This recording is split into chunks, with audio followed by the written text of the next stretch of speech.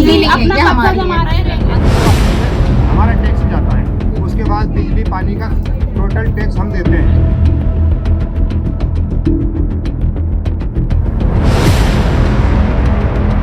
इन दिनों हल्द्वानी शहर काफी चर्चाओं में है, क्योंकि कुछ दिन बाद हल्द्वानी में अतिक्रमण को हटाने की कार्रवाई शुरू होनी है, जिसके बाद एक बार फिर मलीन बस्ती और बनबुलपुरा के निवासियों की नींद उड़ चुकी है।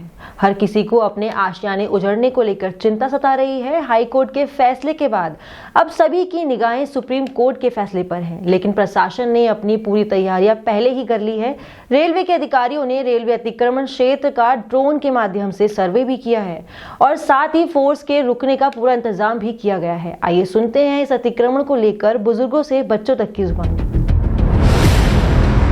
दरअसल मंगलवार को उत्तराखंड उच्च न्यायालय ने हल्द्वानी के बनभूलपुरा क्षेत्र में रेलवे की भूमि पर से अतिक्रमणकारियों को हटाने के निर्देश दिए थे।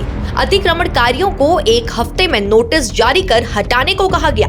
न्यायमूर्ति शरद शर्मा व न्यायमूर्ति आरसी खुल्बे की खंडपीठ ने हल्द्वानी निवासी रविशंकर जोशी की ओर से दायर जनहित याचिका पर गत 1 नवंबर को अंतिम सुनवाई के साथ ही निर्णय सुरक्षित रख लिया था, जिसके बाद 28 दिसंबर को रेलवे और प्रशासन की टीम ने रेलवे भूमि पर सीमांकन करना था। साथ ही देखना था कि रेलवे की ओर से पूर्व में लगाए गए सीमांकन खंबे मौजूद हैं या नहीं। इसके अलावा राजस्व और रेलवे के नक्शे का मिलान भी करना था।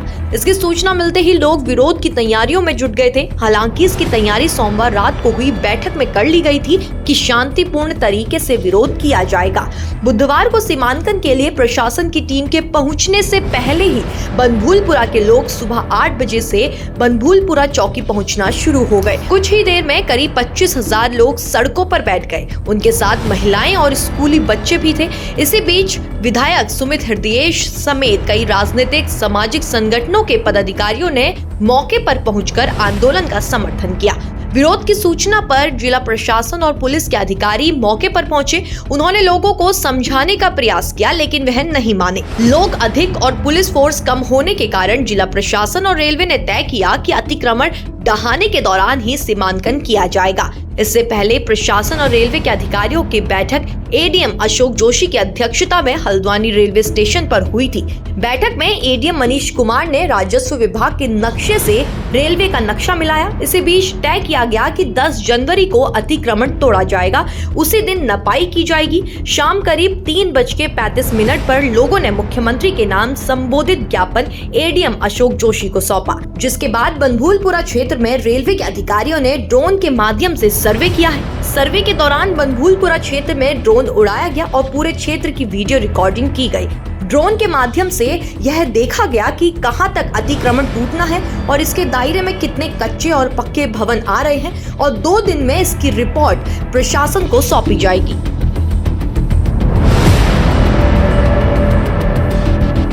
सबसे पहली बात तो यह है कि अगर आप यहाँ से 10 मीटर की दूरी पे जाएं तो सामने एक सरकारी स्कूल है जिसको राजकीय प्राथमिक विद्यालय कहा जाता है, और ठीक सामने यहाँ पर एक कन्या इंटर कॉलेज है, और उसके नीचे एक इंटर कॉलेज और है, वो भी सरकारी है, और यहाँ पे एक प्राइमरी हॉस्पिटल भी है। मैं आपको थोड़ा लॉजिकल बात समझा दूँ कि जब अगर मेरी कोई ज़मीन है, आपको मेरी ज़मीन पर आके कोई कार्य करना है, कुछ प्लांट लगाना है, तो पहले आपको मुझसे परमिशन लेनी होगी। इसी तरीके से ये ज़मीन अगर रेलवे की है, क्योंकि ये सारी जितने भी मैंने आपको सरकारी संस्थान गिनाए रेलवे की ज़मीन में आ रहे हैं, अगर ये ज़मीन रेलवे की थी तो सरकार ने जाहिर सी बात है एक भूमि अधिग्रहण का प्रोसेस होता है उसको फॉलो किया होगा, उसका कोई लिखित डॉक्यूमेंट होगा। तो सरकार ने जब रेलवे से ये ज़मीन ली, सरकारी अपने जितने भी बनाना था तामझाम बनाया, तो सरकार इसके अंदर हस्तक्षेप क्यों नहीं करती? आज के समय में सबसे बड़ा जो सवाल है, ज्वलंत मुद्दा है, जो हमारे मनों की पीड़ा है, वो ये है कि वो लोग कहाँ चले गए जो इस क्षेत्र के अंदर आया करते थे और कहते थे कि उजड़ने नहीं देंगे। चुनावी मैं आपको बता दूं कि हमारे क्षेत्र के लोग राजनीति की भेंट चल रहे हैं, और सबसे बड़ी बात यह है कि अभी का जो वर्तमान का मुद्दा है, अगर आप लोगों को हमारी ज़मीन की आवश्यकता भी है तो सरकार का दायित्व बनता है कि 5 मौलिक अधिकार जो प्रत्येक भारतीय नागरिक को मिले हैं उसको फॉलो करे। उस 5 मौलिक अधिकारों के अंदर हमारा है सड़क, शिक्षा, बिजली, पानी और घर। अगर आपको हमारी ज़मीन की आवश्यकता है भी तो पहले आप हमारे पुनर्वास का वो करें, तैयारी करें। अगर ज़मीन ले रहे हो तो उसके लिए हमारे बदले में ज़मीन दो। मैं यही बोलना चाहूँगा कि हमारे स्कूल नहीं टूटने चाहिए। अगर स्कूल टूट गए तो हम पढ़ेंगे कैसे?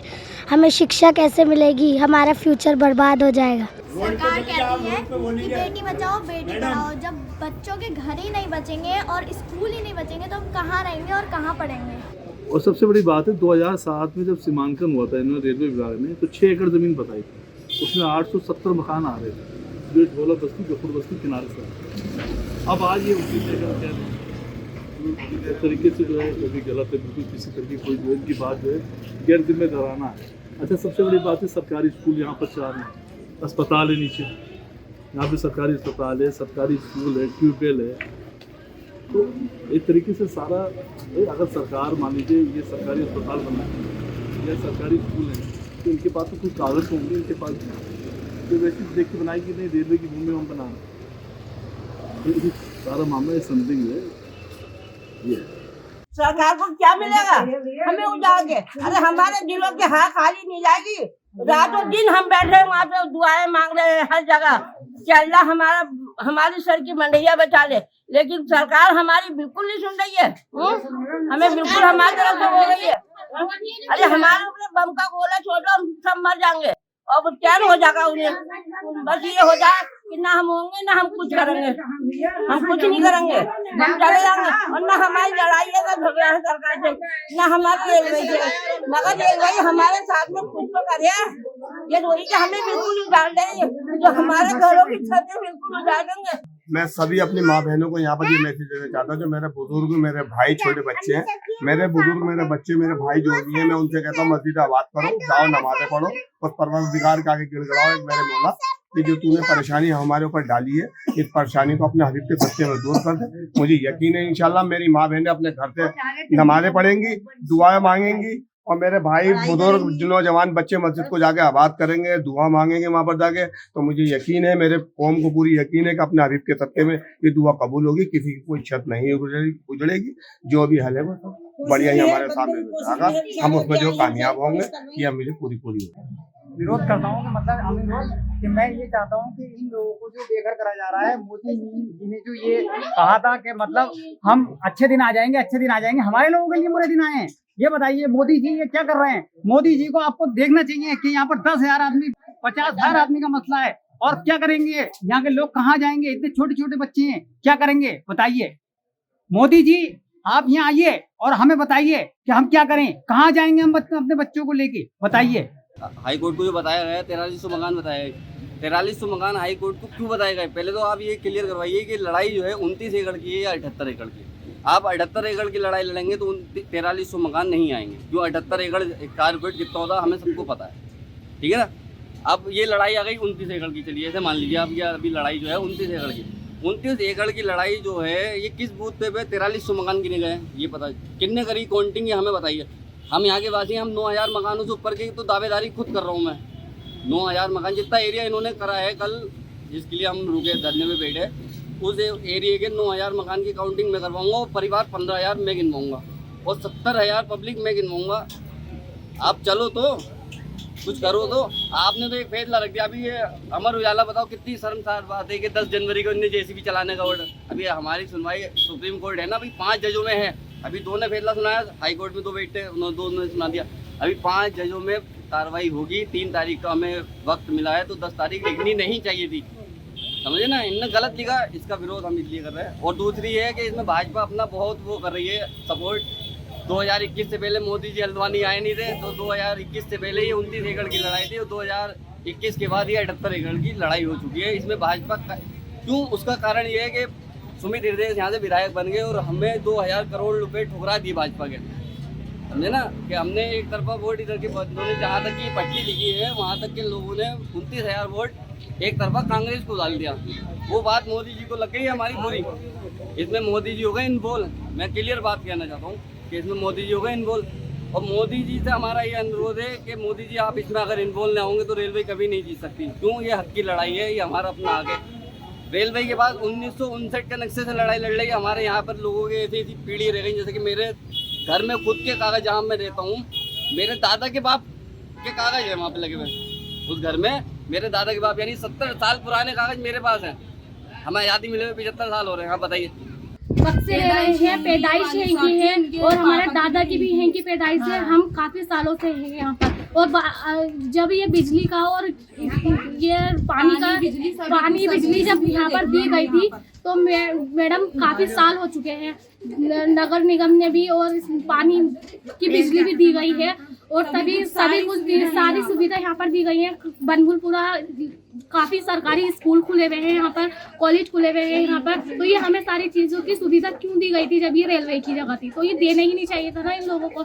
इतना इन्होंने हमारे साथ ऐसा क्यों कर रहे हैं ये लोग? बताइए हम कहाँ जाएंगे इतना हमारे साथ, मतलब जितनी है इनकी हद तक की जगह वो नहीं, ये तो और ज्यादा मांग रहे हैं। उस दौर में आए हम, यहाँ पर जंगल ही जंगल था, उस दौर से हम यहाँ पर बसे हुए हैं। यहाँ पर लालटेन जला करती थी, यहाँ पर स्कूल ही नहीं था तो हम उस दौर से यहाँ पर रहते हैं। एक जमाना हो गया हमारे बड़ा को 80 साल की उम्र में हमारे वालिद खत्म हुए, यही से 90 साल पे हमारे दादा खत्म हुए। अब हमें हमारी वालदा की भी पैदा कब से कब 75 साल की उम्र थी, उनका भी इंतकाल हो गया। हम कभी नहीं यहाँ के हमारी जन्मभूमि है कि इसी जमीन, ये 5 बच्चे हमारे ये यही पैदा हुए ना बेटे, तो हम तो ये जमाना देते चला आ रहे हैं। पहले ये जगह नहीं था यहाँ पर, तो रेलवे की जगह है ही नहीं। 90 फुट जगह जो है इनकी गोलाबार में है रेल, 90 फुट, और सिर्फ इधर 40 फुट जगह है इनकी सही मायनों में जो है, वो पत्थर आज भी में मौजूद है यहाँ पर। तो मैं कहता हूँ कि ये रेलवे की जगह का हद भी यहाँ तक है, उसके अलावा कोई कुछ नहीं है यहाँ पर। और ये जो जन्मभूमि जो है ब्रिटिश के ज़माने की बसी भी जगह है ये, रेलवे से तो कोई ताल्लुक ही नहीं है। ये तो बेटे धांधली हो रही है कि समझे। अब हम तुम रेलवे की जगह हम लोग जब भी कहा कि मैं जो तुम्हारी जगह अपनी बाउंड्री क्यों नहीं खींचती हो, क्यों पब्लिक को परेशान कर रखा है, समझे। हमने गाजियाबाद में भी ये हालत देखी, समझे, वहाँ भी तुमने बाउंड्री करी है, किसा देख लो, बहरी देख लो, समझे, सब जगह मिलकर तो रेलवे चल रही है। रेलवे की तो दीवार हुई भी है, तो रेलवे ने अपनी दीवार खींच रखी है, रेलवे की जो हदूद है उन्होंने खींच रखा है। ये तो हमारे साथ अन्यायी हो रही है, धांधली हो रही है।